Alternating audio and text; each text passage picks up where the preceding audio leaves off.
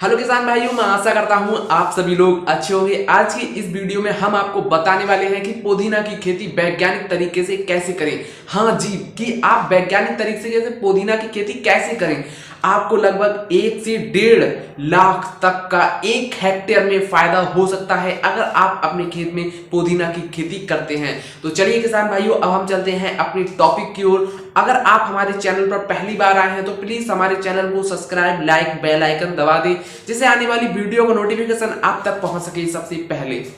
पुदीना एक बहुत ही हरी भरी फसल है। इसका उपयोग मानव जीवन में बहुत ही अधिक मात्रा में हो रहा है। पुदीना को हम मेंथा नाम से भी जानते हैं। इसका उपयोग ठंडे पेय पदार्थ बनाने में, औषधियों के रूप में और पुदीना की चटनी के रूप में मनुष्य अपने जीवन में प्रयोग करता जा रहा है। तो किसान भाइयों, हम जानेंगे कि पुदीना की बुवाई का समय क्या है। तो पुदीना का बुवाई का समय फरवरी और मार्च का महीना बहुत ही अच्छा माना गया है।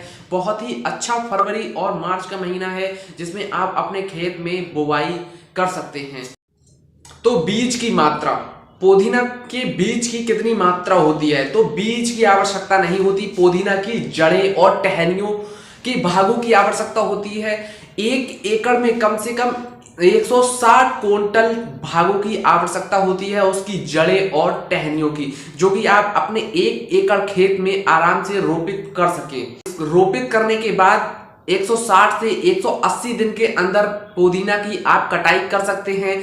पहली कटाई के बाद आप 80 दिन के अंतराल पर पुदीना की कटाई कर सकते हैं, बहुत ही आसानी के साथ। और बहुत ही अच्छा हरा भरा पुदीना 80 दिन के अंदर तैयार हो जाता है। जब आप पहली फसल काट लेते हैं, उसके बाद 80 दिन के अंतराल से आप फसल काटते रहिए। आपको किसी प्रकार की समस्या का सामना करना नहीं पड़ेगा और आपको अत्यधिक मात्रा में लाभ भी प्राप्त होगा। तो अब हम बात करते हैं खेत की तैयारी की। आप खेत की तैयारी कैसे कराते हैं। तो खेत की तैयारी के लिए आपको पहले ऐसे हल से जुताई करानी है जो मट्टी पलटते हुए जाए। मट्टी पलटने वाले हल से आपको पहली जुताई करानी है।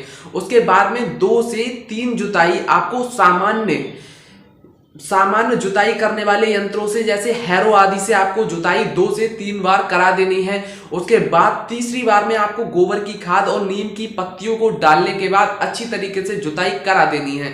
उसके बाद आपका खेत पुदीना को रोपित करने के लिए तैयार हो चुका होगा।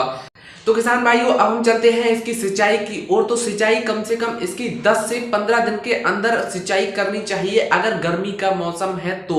अगर बरसात का मौसम है और बारिश नहीं हो रही, तब भी आपको इसकी सिंचाई जो है वो करना पड़ेगी बहुत ही सावधानी के साथ। और जब सर्दियां हैं तो आप किस प्रकार सिंचाई करेंगे। जब सर्दियां हैं तो आपको महीने में 1 बार सिंचाई इसकी अच्छी तरीके से कर देनी है, जिससे यह हरा भरा रह सके। क्योंकि पुदीना जो होता है उसमें अत्यधिक मात्रा में पानी पाया जाता है, तो आपको उसकी सिंचाई जो है सही समय पर कर देनी है। ऐसा नहीं करना है कि आप ज्यादा अंतराल पर पानी की सिंचाई करें और पुदीना हमारा मारा जाए और हमें भारी मात्रा में नुकसान उठाना पड़े। तो किसान भाइयों, हमारा लास्ट टॉपिक है इसका कितना उत्पादन या इससे हमें कितना लाभ प्राप्त होता है।